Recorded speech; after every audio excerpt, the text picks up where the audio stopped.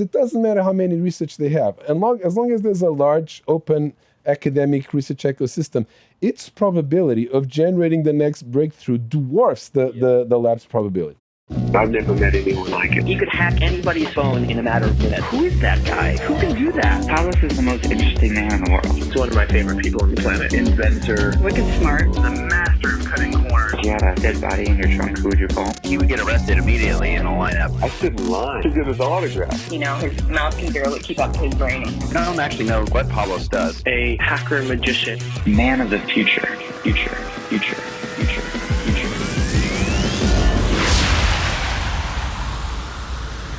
Right? What did they do when the ChatGPT mortal threat came out? They just, shoehorned everybody into doing this thing. Mm-hmm. And they complainingly went and did it, but privately they will moan like, oh man, I used to do interesting research and I do this. And in the short term, maybe that's what they had to do. Yeah. In the long term, they're killing the golden goose. Right? And here's the thing. Google,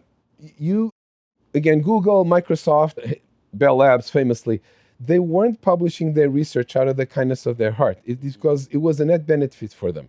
Yeah. In several ways. One is that the AT&T reason was part of why they were allowed to be a monopoly, right? Officially, if these other companies are near monopolies, is by saying, oh, but we're going to contribute by having this public research. Mm-hmm. Another one is that the research is an enormously great calling card. Yeah. Right? The talent, not the money, is the most important thing. Mm-hmm. And the talent is attracted to where it sees the great stuff happening. And most important, the talent wants to publish. Yeah. If you say to the talent you can't publish, you lose the talent. Right? There's not the talent which is they're making ever more money, but different people will fall on different sides of that. Okay. But at the end of the day, right, and then also there's another very important one, which we'll see how it plays out in the AI area, is that by making stuff public, and you're usually very strategic about you make public and don't. Yeah. Right? There's things that they will tell. There's things that are in the paper, and then there's what makes it irreproducible, right? Sure. They've perfected the art of irreproducible research. They're like, we faced the benchmarks, blah, blah, and I've had this conversation over and again, but how do, we're not telling, right? Yeah. This isn't research, it's PR, right? Yeah. But to the extent that you do this, you help develop an ecosystem of stuff. Some companies do this completely explicit, like Facebook Meta is a great example. Okay. And not by accident, right? Because they don't need to sell AI. That's not what their business is, right? But you build an ecosystem of stuff that either builds on top of what you make money with, or just having that ecosystem means you can draw on it, and it's a multiplier. Let me put it this way. Academic research, to take the most clear-cut example of this, is actually a great, like I'm an academic and you're Google, right? And you collaborating with me is fantastic because you get all this stuff for free. Yeah. And I'm training my students in stuff that is relevant to you for free. And then they go to work for you. What could be better, right? Now, they've forgone all this recently because the need to keep it secret and blah, blah, blah overrode that, right? And I understand it, but here's the thing. My bet is that in the longer term, those big breakthroughs are precise, and everybody says the big breakthroughs come from the labs now. And the funders ask me and others over and should we still be funding AI because all these companies are putting 100 times more? And you have idea funding basic research is more important than ever. Yeah. Because the open research system where everybody does their research, right? And they get credit for it. Yeah. But then every year they publish it, right? Or every X whatever these days, right? Yeah. And then everybody starts from that base. This is a driver of, for example, I worked in finance for a while, right? And there they're super secretive. Yep. Renaissance, D-Shaw, etc.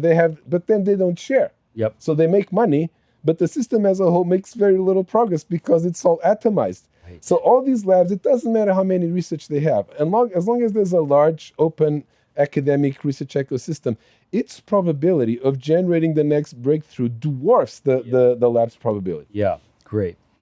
That's a really well put. There's a kind of, I had a long career doing invention, filing patents on these things, and mostly in deep tech stuff, but Silicon Valley had such a bad attitude about patents that it basically destroyed the ability to patent software inventions anyway. And we kind of steered off of that, but it also looks to me like we're in this moment now where it's coming back to bite them because they can't patent anything. They can't protect anything. Trade secrets aren't working because they're employees are constantly quitting and going to the next guy and back. So in some sense, those secrets aren't staying secret anyway. And so they're not getting a major advantage out of them. And it feels like it's a, for the purposes you describe of like trying to have an open scientific dialogue about this stuff, it's kind of happening in a de facto way anyhow, even though, because they don't have any, there's just no tools. I meet these founders who have incredible AIs. Well, you could make a API, run it in a black box, charge people to use it, never tell them how you do it. That's probably the best you can do, but by the time you scale past, 13 people, you're going to end up with somebody walking off with the crown jewels on a USB key. So there's just I don't really see how we could protect these things well. I agree with what you're saying. There's a few other important aspects, right? It's true Silicon Valley has been very carefully about patents, but software patents, but the underlying the underlying reason for that, not the whole story, but the underlying reason is that by nature, software is hard to patent because there's always a million variations. Like in hardware, in drug design, like here's the drug, right? If you tweak it, it doesn't work, right? In software, if I invent something, then tomorrow you invent independently or knowing about my thing or even deliberately, right? Something that is different enough that it's not covered by my patent, but it still works. Yep. So because software is so multifarious, right? There's a million ways to do anything, right? Which in a way is the beauty of it, but from the point of view of patents, there's a reason why software patents are naturally very hard to enforce, right? Now, having said that, you have to remember, there's more than one way to protect your IP. Again, what the quant funds do is trade secrets. Yeah. You can keep it all very, very secret. And I'm sure at least the older companies all have some of this, but now, and actually, let me give you a very salient example. Yeah. Probably the most salient in the world right now. ASML Sure. knows how to do XUV lithography. Yeah. It took them 20 years to crack that nut. That's right. Nobody else has. One day, somebody else will. Of course, a lot are trying. Or they will find something else that is as good, like some of the other companies are saying, right? But in the meantime, these guys have had a fantastic run out of just keeping that secret. Now, the problem is that in AI, as far as I know, I don't see any signs of that having happened to anybody. Nobody has a secret sauce, which does not mean that no one will ever have a secret sauce. It's possible, right? If I have this black box that you're talking about, and then there's also the problem of distillation, right? Which is, but right. setting that aside for now, like I can imagine, for example, I'm just going to construct a scenario where I have a black box that has two layers inside it. There's the layer that maybe you could distill, but is not the high value. Okay. That is directly talking to people. Sure. There's let me put it this way. This may be a fun way to put it. Your brain, right? You and I talk with each other, right? And figuring out how language works and whatnot is that hard. You're like, even for human beings, because babies do it all the time, talking to their parents, right? But all of that is being run on a hardware that we don't know how the heck it works. Right. So if you have a trade secret on how the wetware works, boy, you'd be making trillions of dollars. Okay, so let me run a couple examples. So first of all, I think just to dig into those things real quick, finance, like hedge funds, quant trading firms, they're all back east. Back east, they're good at secrets. Back east, they're good at prosecuting people for violating secrets. The laws are different there. Laws are different there. The culture is different there. And you get a stick to work with. Now, I think you're right. In a lot of ways, that culture wasn't as successful overall. They also are in a position to not just use the stick, but use the carrot because they make enough money they can pay people to keep their fucking mouth shut. So I get that worked. And you could say the AI companies can pay people to keep their mouth shut, but it's not working. And I think that's a cultural gap. So I think there's some nuance there. ASML has the most complicated machine in all of human history. They have thousands of suppliers, each of which do their tiny bit and have no idea how the rest of the machine works. So, and it is largely, and there is IP behind every single bit of it. And so they're like in the ultimate IP protection scenario. It's not about software, maybe some masking tech or something.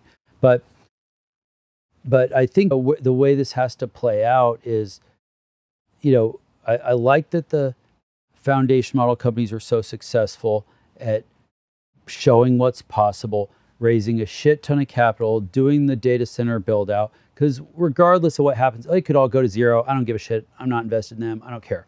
But we're going to have that compute available for whatever we want, whether it's open source model or a Chinese model or any other model or whatever comes next. We at least will have the compute capacity. And I'm a computational maximalist. I think the compute matters. We could probably you could tell me I'm wrong, but probably some shitty AI algorithm from the 80s. And if you throw this much compute at it, you're still going to get amazing results. So I think it's less about the breakthroughs in AI and deep learning in the last decade or something than it is about just throw compute. Let me put it this way. With me, please. Yeah. No, I apologize, but I'm just going to agree with you right there in the following way. First of all, as a AI, I don't want anybody to have that moat. Yeah, right. There you go. Also, as an AI researcher, I don't think ASML is the world where we're going to wind up in AI. Yeah. Right? No. Now, the paradox, which I, as an academic researcher, find very enticing and very delicious, is that I think from the point of view of value creation, discovering those AI fundamentals that haven't been discovered yet is going to make by far the biggest contribution. It's like, Newton, with respect to all the rocket scientists, Newton was more important, right? But in terms of capturing value, that's going to shrink to zero. Yeah. Right. Precisely because you're only going to be keep it secret. And if I had my way, it would never be secret to begin with. It's published by an academic research run. However, right, there's a playbook which a lot of these companies and their VCs are furiously following, and they may be right, which is this is a race. Yeah. The race moves very fast. It's a bunch of hypotheses, but let's roll with that, right, and see what that scenario is, because a lot of money is at stake for a lot of people in this, and a lot of people's whatever let's say that we are competitors, and my stable of research that I keep captive really does come up with, like, let's suppose there's a big breakthrough, right? Just to simplify that nobody has, boom, like the one, like I would call the master algorithm. Like suppose somebody invents the master algorithm, right? And then I know, and like the Googles have known this for a long time. I'm only going to be able to keep it secret for so long. Right. But I just keep it secret for a few years, and then the other people, even after they have it, it'll take them a while to figure it out. Right. In the meantime, let's say I have a 5-year advantage, right?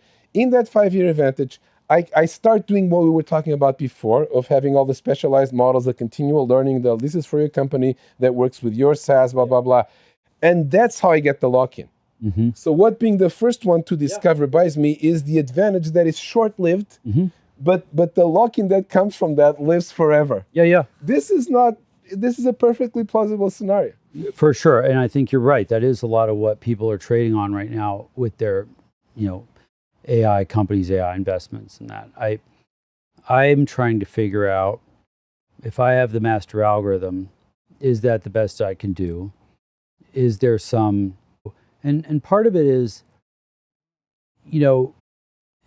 I think that I'm much less academically oriented. I'm looking at how do you take these inventions, bring them to life in the world, scale them up fast.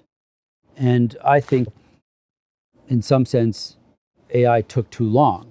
Like we should have done it sooner. And we didn't because it was stuck in an academic context. The commercial investment in it was too low. And so we didn't get these benefits, and we didn't get on this track until much later than we needed to. And that's, so I think there's, I don't have the same sensibility about commercialization being evil that a lot of people do. To me, this is how you attract the resources to bring these things to life so everyone can benefit. Yeah, I mean, just to be clear. I'm not saying you have that. Delivering commercialization. Oh yeah, no, I get it. So and by extension, that's really where my motivation for looking for pragmatic business models and IP protection for these things comes from. How do I invest enough? How do I have enough protection that I can afford to invest in this thing to scale it up and make it meaningful and show that it's possible? But yeah, it's a wild moment in time. All right, let's find another tweet. I like this one. It says, "These will be the good old days of AI." That's great. It's true. They are, right? I was talking to an 18-year-old today who just graduated from like Yale in math, smart kid, tons of potential, and he's thinking about going to grad school. And again, I'm the Pirates, so I'm like, grad school will be a complete waste of your time. Now is the Wild West. Everything is happening. I said, you should just get on the next bus to San Francisco, hang out at coffee shops, talk to randos. They'll introduce you to their friends who are the smartest people in math, doing AI. That's how San Francisco works. You'll find your way around. You'll find something super enticing and interesting to work on. It'll probably crash and burn. I said, do that 10 times over the next decade and you'll be the most interesting person on earth.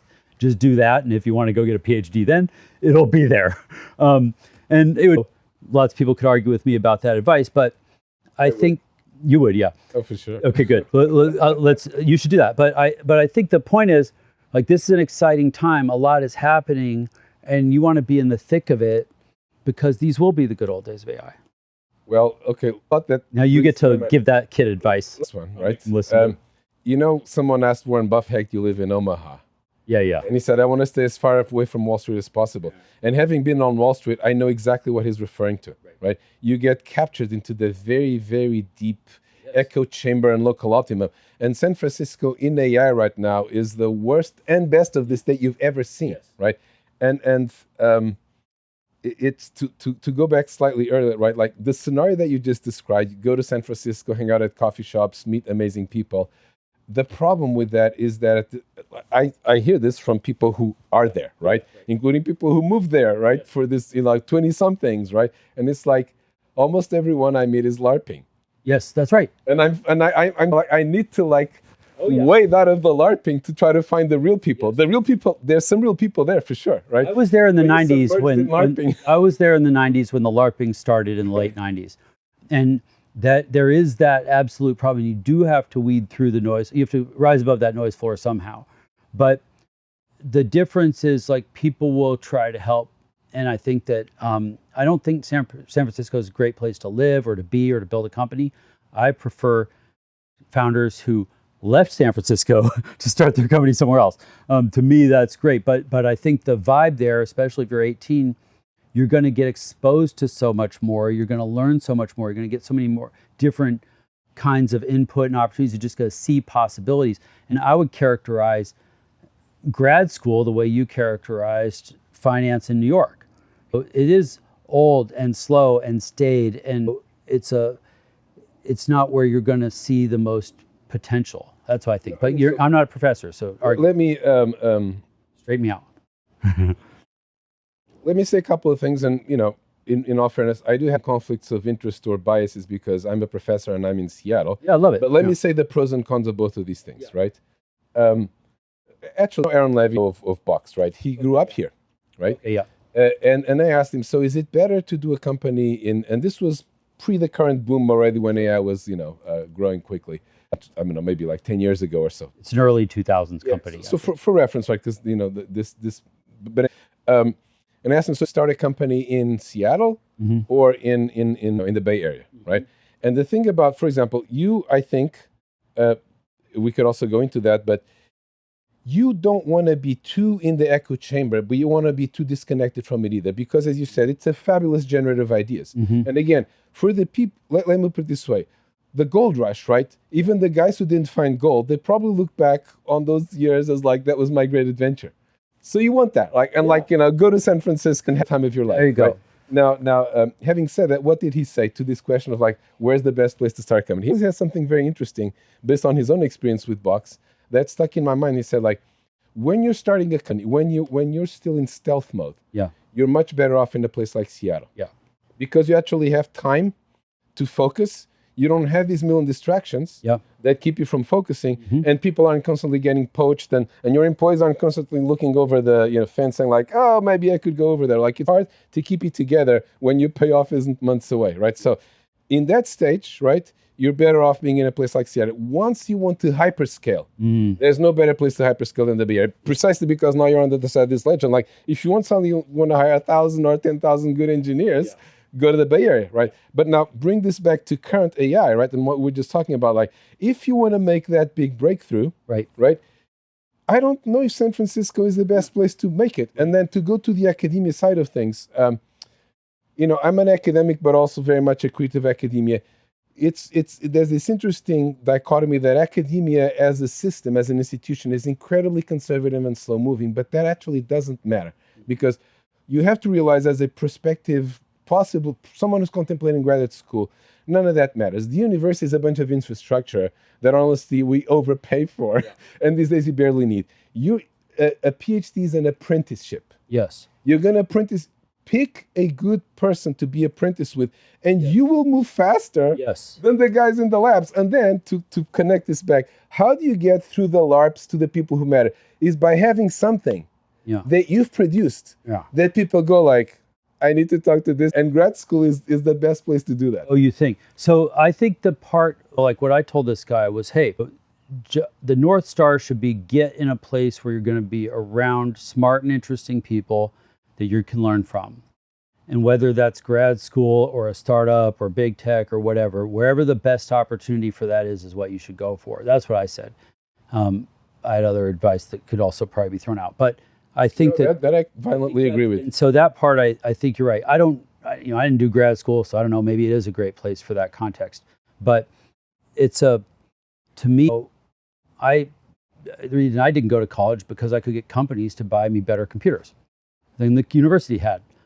And I just wanted to play with computers. So I got paid to play with the best computers that money could buy. I felt like that was a better deal than college at the time. And then I was in San Francisco during the gold rush in the 90s, and I loved it. And I loved being surrounded by bright people who were super creative, and I got a lot out of that. But I left. I left when it started to suck. And that was 2001. And I came to Seattle. So I spent most of my career in Seattle, and you can get work done here. You can. It was at the time anyway a great quality life, and I think there was a lot going for it. But I never felt like I could do the things in Seattle that I could do in the Bay Area. No, so let me refine this, right? And partly agree with you, but I think there's an important nuance here, or maybe more than a nuance. And to quote somebody who's very salient these days, Sam Altman, right, in the days before he was CEO of OpenAI or early days, I heard him say something that stuck in my mind because it's exactly right? I think it was something that he did with Reid Hoffman, where Reid was interviewing him, and Reid said, so how did you get to where you are? Maybe that's something like that is the context. And he said a few things, but one thing that he said, and Sam, like everybody, he has his shortcomings. Some people can't stand him, but he's very smart and very good at what he does, right? So, give him at least that, and very responsible for where OpenAI is now. And one of the things, he started out, I think, somewhere in the Midwest. And one of the things that he said, which I would, really try to impress upon every young person starting out, is he said, find your people. Mm-hmm. Find your people. Yeah. What does find your people mean? Yeah. If you're interested in AI generically, find your people means go to San Francisco. Okay. But where a university has the right university has a huge advantage is this, right? To be fair, there's more than just the advisor. Yeah. Again, the institution doesn't matter, but ideally what you want, this is what I looked for when I went to grad school, and boy, did it ever work out for me. You wanna go to I was interested in machine learning. Okay. Right, in the 80s. Yeah. Back when nobody believed in machine learning, not even in AI. Yeah. You looked at AI conferences and they had almost no machine learning papers. There was all automated reasoning, knowledge representation, blah, blah. Yeah. And this was pre-web, and I systematically look at the conferences and where the papers come from, where is there a sizable machine learning group? Yeah. Not just one guy doing machine learning, but there were only 2 places in the whole universe. Okay. Not Stanford, not Berkeley, not MIT. It was CMU and UC Irvine. Okay. And I applied to those, and I got into one of them. Yeah. And for example, UCI is top 40, not even top 10 department. But in machine learning, they had half a dozen people and dozens of students doing this. Wow. And what they had at the time that was super valuable to be they had so much folk knowledge about how to do machine learning. The stuff that people are doing now for billions of dollars, the methodology, the benchmarks, the everything, they had all of this. Wow. Right? So go to, find your people means find some AI direction that you really believe in. Yeah. And then go to where those people are, which could be at Podunk University. Yeah.